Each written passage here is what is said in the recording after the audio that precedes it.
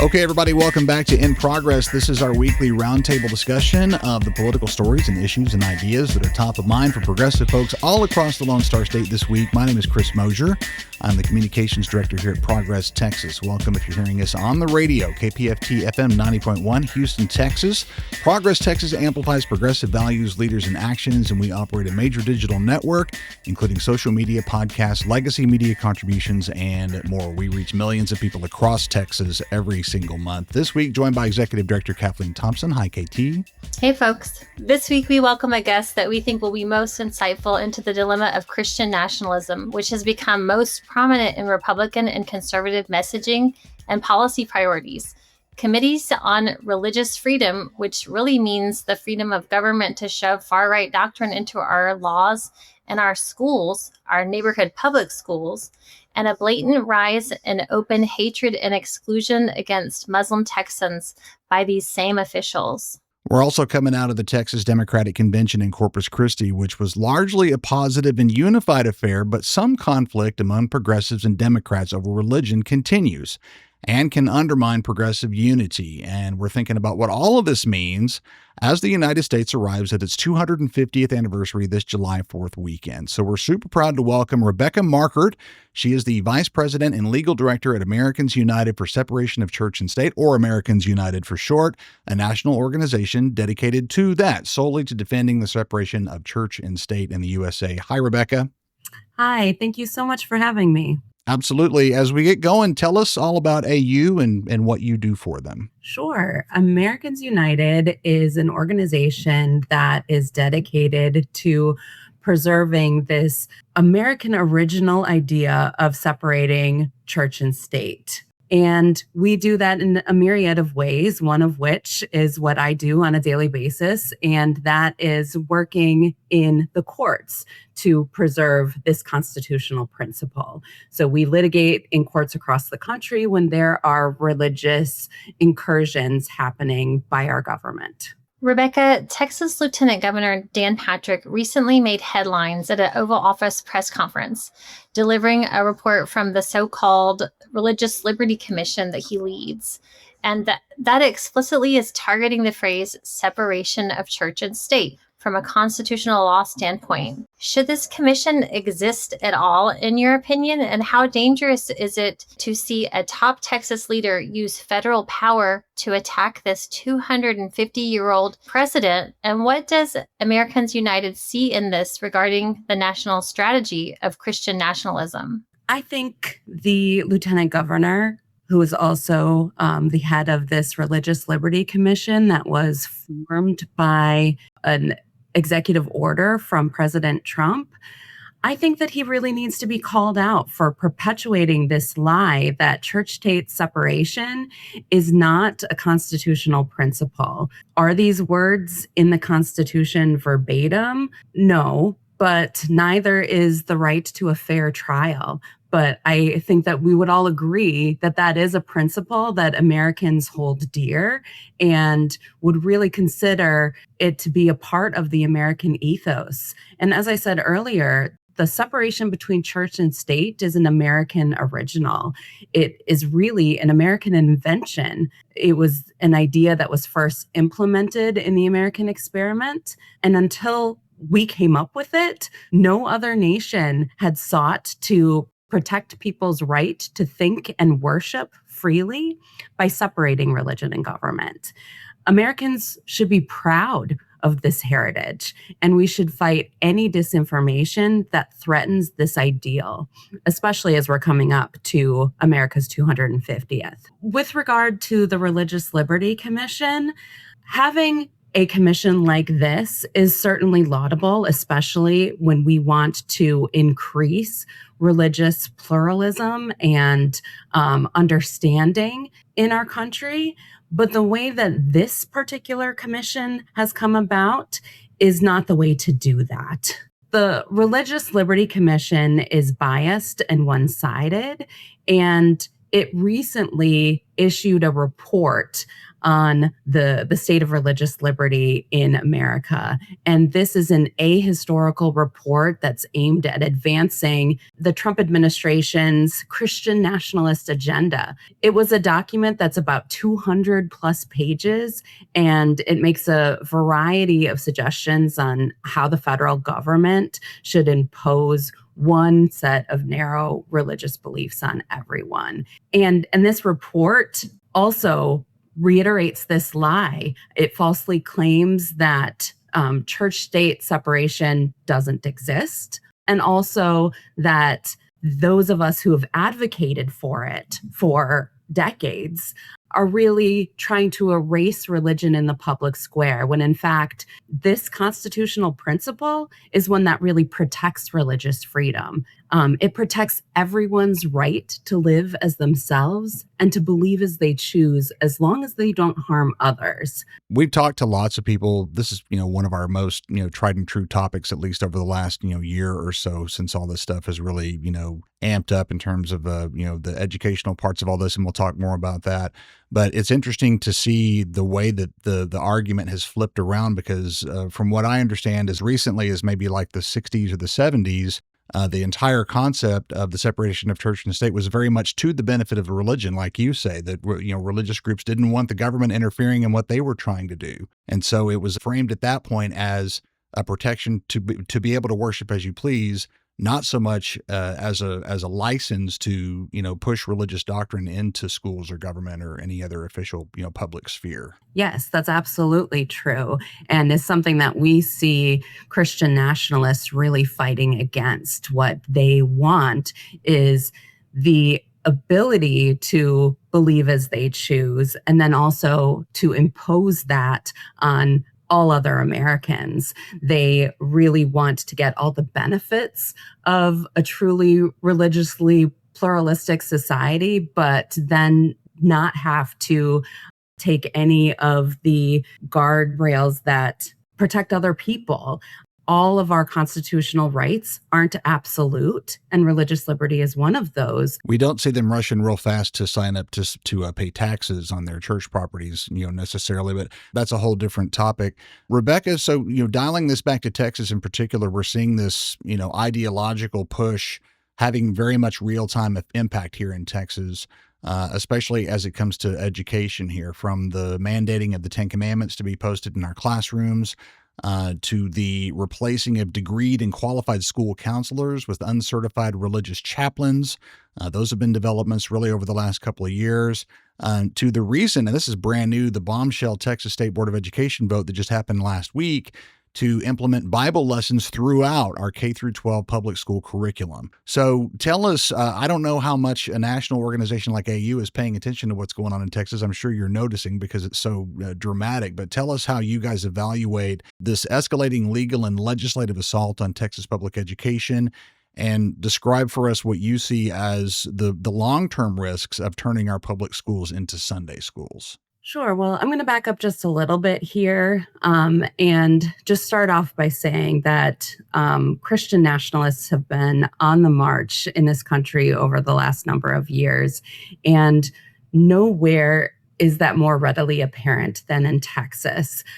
Texas really is sort of a microcosm of what would happen if Christian nationalism became the law of the land, if Christian nationalists were in power. We are seeing it play out in Texas specifically because they have control of halls of power there. Americans United believes that families, not politicians or public school officials, should decide whether and how their children are going to engage with religion. Part of this extremist goal is to indoctrinate a new generation of Americans in this lie that we are a Christian nation. And because Texas is one of our largest states and educates roughly 1 in 10 of the nation's public school children, it is an epicenter of this entire movement. And the culmination of that is this required reading list, this literary canon that was passed last week by the Texas Board of Education. As you mentioned, it is a required reading list for all public schools, grades K through 12. And it really requires children in almost every grade to read state-selected Bible stories. That is something, to our knowledge, would be the first time that any state in our country has mandated that all public school students have to read a religious text. Right. It's a departure from letting schools and teachers decide what should be read. This is a new trend for states to create state-approved reading lists that districts must use. And traditionally, school districts have chosen what books students read as part of their curriculum themselves from a list of recommendations that might come from the state, but they're not from mandates from the state. Rebecca, Chris and I were just recently at the Texas Democratic Party convention, and just a side conversation we were having was about the Texas that we could all live in versus the Texas where we export terrible public policy like abortion and reproductive rights that kills women who want to have children and want to grow their families, and measles outbreaks that start in Texas and go across the country like wildfire, and this new screwworm. I mean, it's just bad public policy that's starting in Texas. But just like you say, about the 1 in 10 kiddos learning from Texas representing the nation, and a lot of schools are going to be buying textbooks that, even though they're not in Texas, that Texas uses. So it's just really a warning call to states outside of Texas that do have a greater freedom by living across a border in a different zip code. So I just wanted to share that that's something that's really top of mind for me and for our staff here. Yeah. And I will also say that what happens in Texas does have impact on the country overall. We saw this with the case of the 10 Commandments bills. Right. There were 30 plus bills introduced 2 years ago in states across the country that would mandate the posting of 10 Commandments in every public school classroom in the state. And only 2 states had passed that, Arkansas and Texas. But then this past year, we saw them pass also in Alabama and in Tennessee. This copycat legislation happens when people see that it's working in a particular state, especially one that is a large state with a huge citizenry, that then reverberates to other states, and that copycat legislation takes hold and then is replicated. Rebecca, when state leaders loudly proclaim this lie that America is a Christian nation, that Texas is a Christian state, the door to hostility against religious minorities is swinging wide open. And unfortunately, we're seeing a rampant rise in shockingly open and frank Islamophobia across Texas, particularly where I am in North Texas. And it was on vivid display at the recent Republican convention in Houston, during which a handful of Muslim attendees were literally asked to leave the building, but also the party. Would you please say what a further and official erosion of church-state separation will fuel in this rise of targeted bigotry, and how can defenders of religious liberty better protect and advocate for Muslim neighbors and religious minorities? So I think that it's fair to say that Christian nationalists in Texas are definitely showing their hypocrisy when they show these anti-Muslim views. And it mirrors what we're seeing elsewhere in the country, including some anti-Muslim comments from politicians in response to the election of New York City Mayor Mamdani. We're seeing this also play out in policies, policy initiatives, and things that they want to do, in particular with voucher programs. Right. They are really trying to exclude Muslim schools from participating in a private school voucher program. East Plano Islamic Center near Dallas has been mired in controversy. And we haven't weighed in on a lot of this because there's a lot of things going on at the Sure. moment. But it really does show what happens to religious minorities if a certain religious ideology is so connected to government and to those who are in the halls of power.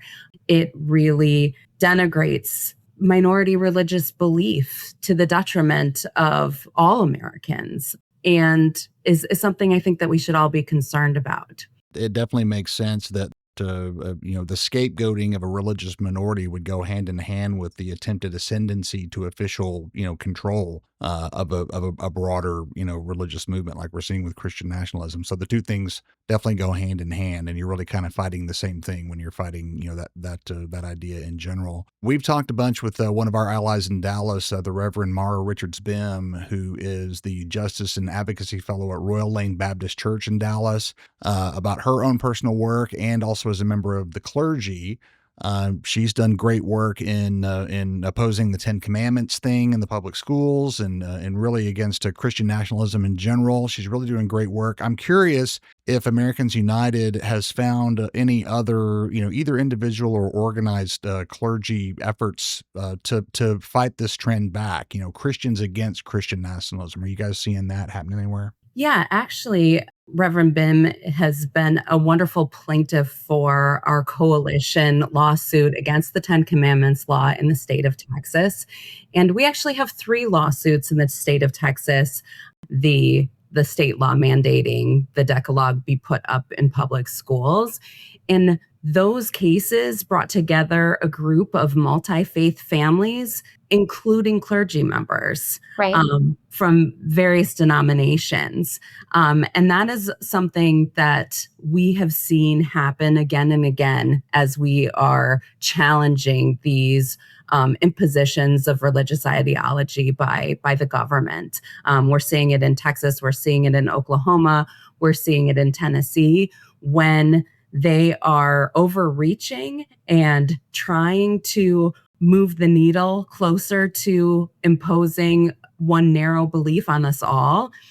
We have a lot of religious leaders, even Christians and other minority faith leaders, coming forward and saying, this is not the America that we believe in, and this is not how we safeguard religious freedom in this country. And so that is something that happens time and again. And in the last couple of years, I've seen so many people sort of come out of the woodwork to fight back. So glad to hear it. As we're having this conversation and as this topic is becoming so important and so scary, just so happens that we're coming up on the 250th anniversary of our country, this weekend, coming up on July the 4th. I want to go there, but I also want to mention something that, in my view, sometimes political points can be gotten across to the mainstream audience when there's a mainstream sort of pop culture sort of reference that can be used. And in this case, it's hard not to think of The Handmaid's Tale.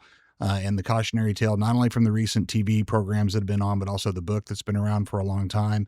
Margaret Atwood, notably, when she was the first to win the Arthur C. Clarke Science Fiction Award for The Handmaid's Tale when it first came out back in the day. And famously, upon her acceptance of that award, said, hey, this award's nice and all, but this isn't really a science fiction book. This is a warning of what could possibly happen in the country. And, fast forward just a handful of decades, and here we all are. Rebecca, would you guys say that there are parts of that story or parts of that show that might be instructive for people who aren't paying very close attention to this, but might have watched that show to kind of understand that there are definitely, parallels with our real life right now in America? I mean, I think that might be one of the reasons why it's hard for some of us to watch that show, because it feels so very real right now. It really sort of indicates what would happen if we don't fight back and we don't stand up against what's happening in our country.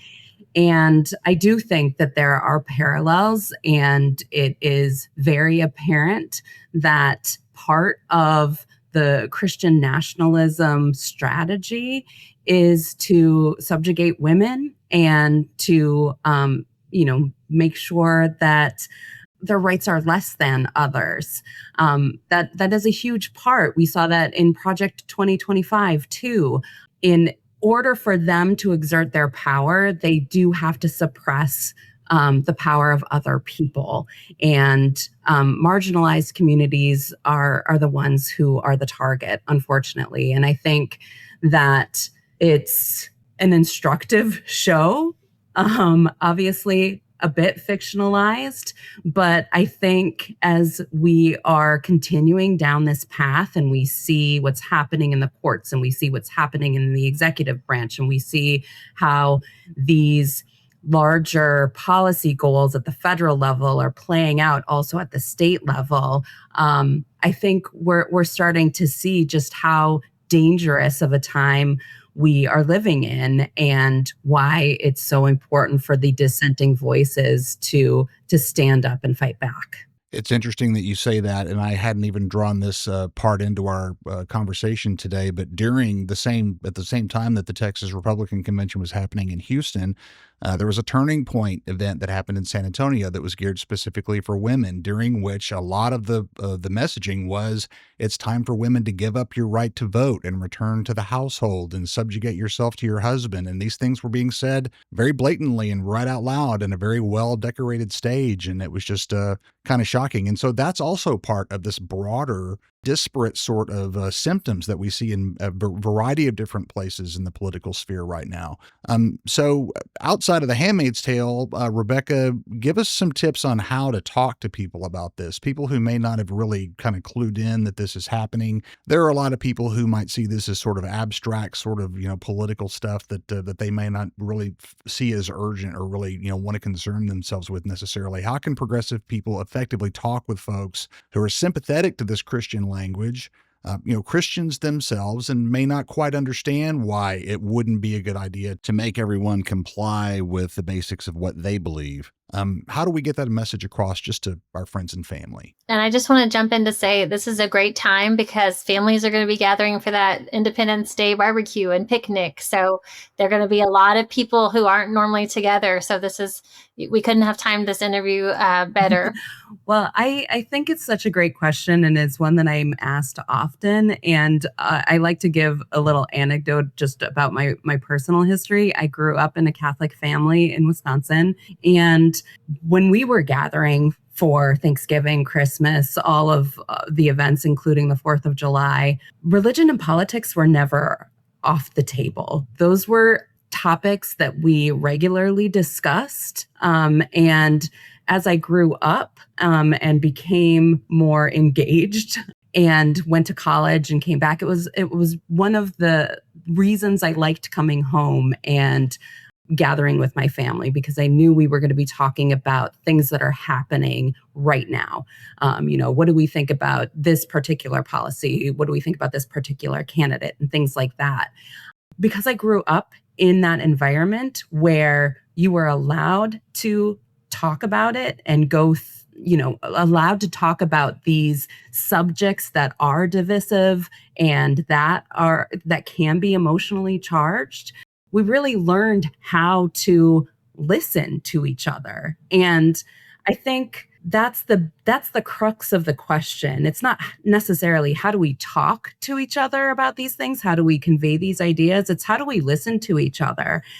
Because once we start having these conversations and really listening to hear rather than listening to respond, we start to hear where people are coming from. And then we're able to then talk about, what drives them, what motivates them. And when we do that, then we're able to reframe our argument and our strategies and really redirect the conversation to get them to see our point of view. It's not easy, certainly. And especially now when it feels like things are so polarizing. But I do think it's one of those moments that is really needed, that we have open discussion. We allow people to be intellectually curious about the other side, and we should be that way too. And I think once we start having these conversations and we start listening to each other, we're really going to find that we have a lot more in common than we differ. And that's that's how we're going to get into a better spot. Rebecca, we've just come out of last weekend's Texas Democratic Convention, which I mentioned earlier, which really contrasted greatly with that of the Republican parties and its diversity, equity, and inclusion, to borrow a phrase. Nobody was kicked out over their religious identity or their cultural identity, but there are still some internal conflicts over religion, and we don't expect for you to be able to solve that very difficult problem for us. But would you share your perspective of religion dividing progressives in a way that preserves unity in a moment where unity is paramount? Because like you're saying, it's going to take all of us, people of multiple faiths, people of no faith, to work together arm in arm to stop the terrible public policies that come out of a government that's run by Christian nationalists. Religion can be a very divisive issue. It's one that is really emotionally charged. And I'll back up and say that Americans United is a 501c3 organization. We are a nonprofit organization and are required to be nonpartisan. So we don't take positions on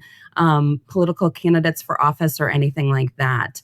But religion, like I said, can be a very divisive issue. It is emotionally charged. It goes to the heart and really mind of how what people believe and what they think and who they are. And that's really why the separation of church and state is so important, because it is so deeply personal and isn't something that should be imposed on others. When we're living in a pluralistic democracy, everyone must be free to live and believe so long as they don't harm others. And the government then can't favor or disfavor anyone's beliefs. And I think it's important for us to build these diverse coalitions and to build an environment where we can all speak and hear each other.